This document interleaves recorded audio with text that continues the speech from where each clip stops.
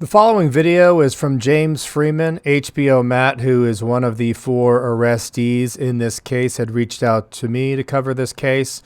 And after watching James Freeman's treatment of this, I realized there is no way that I could do a better job than he. So without further ado, with the permission of Sir James Freeman, I am going to show you his version of this story that's unfolding in Texas as we speak. Also, if you haven't already subscribed to James Freeman's channel, please do so. And don't tell him that I sent you, because he doesn't care. He's way too YouTube famous now. Hey everybody, it's James Freeman. This is the story of how 4 people were charged with conspiracy to commit organized crime without conspiring, being organized, or committing a crime. On February 4th, 2022, HBO Matt went to the home of Melanie McCrory and Brandon White in Livingston, Texas, to get ready for a protest in Corrigan, Texas, the following day. While Matt was walking from his car to the home, he was legally carrying a silenced pistol in a holster on his hip. A neighbor saw it and called 911, reporting a guy with a gun. Open records requests to the Livingston Police Department for that phone call have been denied. Rather than telling the caller that these things are legal in the United States, multiple Livingston police officers responded to the home. As should always be done, as soon as the police arrived, cameras came out to record the interaction. The police wanted Matt to show ID and paperwork for the legal firearm, but Matt was not legally obligated to show or give them anything, and he didn't. The officers go and talk to a detective for about 10 or 15 minutes, after which a detective returns to the door and apologizes for the officers trying to demand ID and paperwork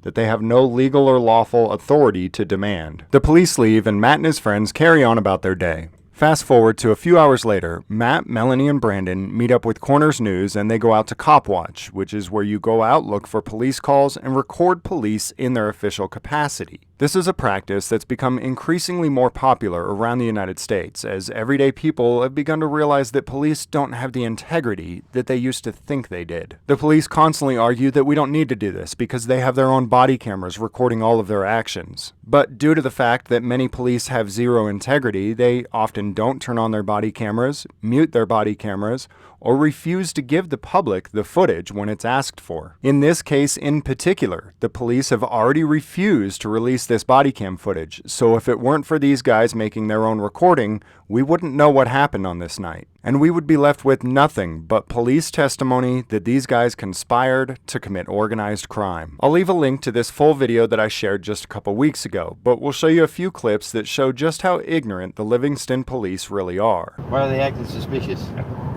Who are they? I can stop anybody that's acting suspicious. I want his ID. Texas law says if you're acting suspicious in a suspicious place, I can get your ID. I can ID you, I can stop you, I can find out what you're doing. So that's what I want to know. What are you doing? Right now you're failing to ID, so I'm about to arrest you for that. Hey jackass, ever heard of 3802, you dumb fuck? Hey, so again, give me a 3802. Only must give ID when under arrest. You're not going to tell me what the law is. I know what the law is. 3802, failure to ID requires an arrest. Okay, and that's what I'm about to do. For what? For being suspicious, for failing to ID. Failure to ID is a secondary charge. So, Officer Simmons with the Livingston Police Department during this stop exposes himself as being both ignorant and arrogant. He claims that these are suspicious people in a suspicious place, and therefore Texas state law says he can get ID. Matt corrects him, citing the actual Texas Penal Code 3802 that states that a person only has to ID when lawfully arrested. So even if ignorant Simmons were to arrest somebody for failure to ID, they still wouldn't be obligated to ID because the arrest would be unlawful, and the statute specifically states that a person must be lawfully arrested to be required to ID. Furthermore, Officer Simmons never states any crime or criminal activity that he suspects these people of, just that recording the police in general is suspicious. You're not going to tell me what the law is. I know what the law is. The detention lasts about 15 minutes, during which time the backup officer talks to Officer Simmons at the back of the car, informing Officer Simmons that the detention is illegal. He informs Officer Simmons that the guys in the car do know the law better than him, that they know their rights, and that he's in big trouble. He lets him know that the guy in the back seat is Brandon White, known for recording police. Officer Simmons returns to the car and claims that since the officer identified the guy in the back seat, they're now free to go. Mr. White. Oh, people are calling and saying. Which one? Mr. Popular. Right here? How you doing, Mr. White? Did y'all get some phone calls? No. The reason you're Oh, showing your okay. light in my eyes, it's kind of bright. Yes, sir. That's the way I can see through I this. just remember stuff. Oh. And obviously, he Well, now I know who you are. So I will be happy to let you go. the reason why he needs to identify you is because he doesn't know who you are. I Yeah. know who Mr. White is. And you could be a team radioing to another team to commit a crime. A few days later, the Livingston Police Department decided to retaliate against these individuals for recording them. All 4 of the individuals in the car were charged with conspiracy to commit organized crime and slapped with $100,000 bonds. Now, first I'm going to go over the only crime that's actually alleged in these warrants. And then we'll go over how most of the narrative in the warrants talks about how Officer Simmons had his feelings and his ego hurt.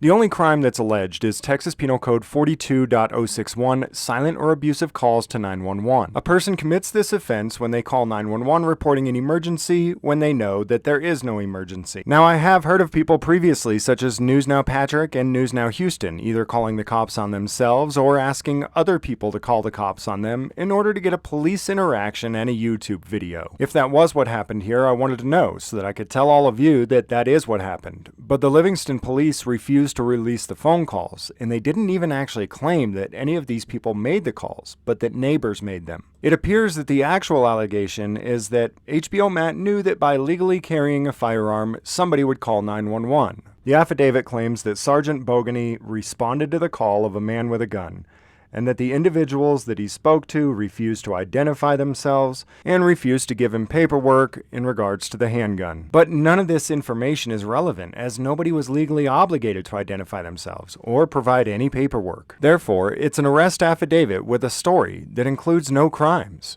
The arrest affidavit quite literally says that when police responded to a call of someone exercising their Second Amendment right, the defendants exercised their First Amendment right to record police while exercising their Fourth Amendment right to be secure in their person, papers, and effects. In other words, these people exercised multiple constitutionally protected rights simultaneously, and the Livingston Police Department has super hurt feelings about that. But the probable cause affidavit referring to the incident later that evening with Officer Simmons is even better. It doesn't even pretend to state a crime at all, but repeatedly states that Officer Simmons had very hurt feelings about the incident. It claims that a detective swore upon his oath that his agency investigated the offense of engaging in organized criminal activity which occurred at 308 West Church Street, Livingston, Polk County, Texas. I'm not going to read the affidavit word for word. If you want to, you can pause and read it yourself. Also note that while the affidavit does not claim any criminal activity, it does include both some had to lies. sell property But rather to pay than pointing out those lies $10,000 here for and their now, we will bonds, wait which until the they'll never officers get back, swear even to after these the lies charges under are oath in dismissed. deposition. The affidavit states that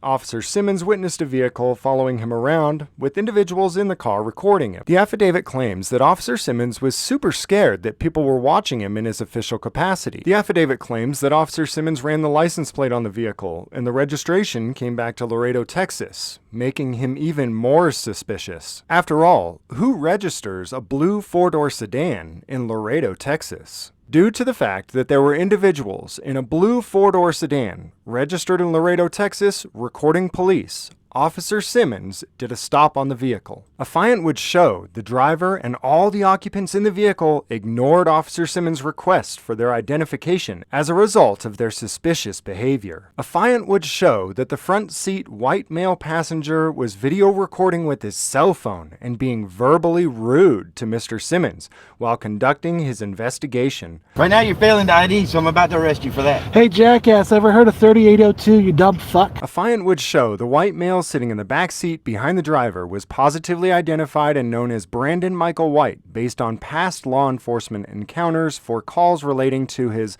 cell phone recordings and harassment of law enforcement. Now, to be clear, what they're claiming to be harassment was simply recording police in their official capacity. So the entire arrest affidavit claims that there's 4 individuals in a blue 4-door sedan registered in Laredo, Texas, recording police and then asserting their rights when they're stopped and harassed by police. The affidavit does also state that HBO Matt hurt Officer Simmons' feelings. Hey, jackass, ever heard of 3802, you dumb fuck? Now, please note that the only crime they're charged with in this incident is organized crime. It's missing the crime part of the organized crime. But hold on, there's more. Under the Texas Penal Code 7102, engaging in organized criminal activity, not only does there have to be a crime, but there must be a specific type of crime. The Penal Code specifically lists all of the crimes that can be used to charge organized crime. These include mostly heinous crimes such as murder, capital murder, arson, aggravated robbery, and more. So in the second incident, they don't even allege that any crime whatsoever was committed. And in the first incident, the only crime even alleged is a false 911 call, which is not one of the crimes listed in the Penal Code 7102. And again, it doesn't appear that they're alleging that any of these people made a false 911 call, but that Matt would know that open carrying a firearm would cause a 911 call. Melanie was picked up at her home on February 8th. Brandon White was picked up in the same location a few hours later. HBO Matt and Corners News turned themselves in a few days later in a neighboring county to avoid the Polk County Jail, and both bonded out on a $100,000 bond. As of today, Melanie and Brandon are still both sitting in Polk County Jail on $100,000 bonds. Now, while this is a story of conspiracy to commit organized crime, it's the accusers that are committing the organized crime. 18 U.S.C. 241 Conspiracy Against Rights says if 2 or more persons conspire to injure, oppress, threaten, or intimidate any person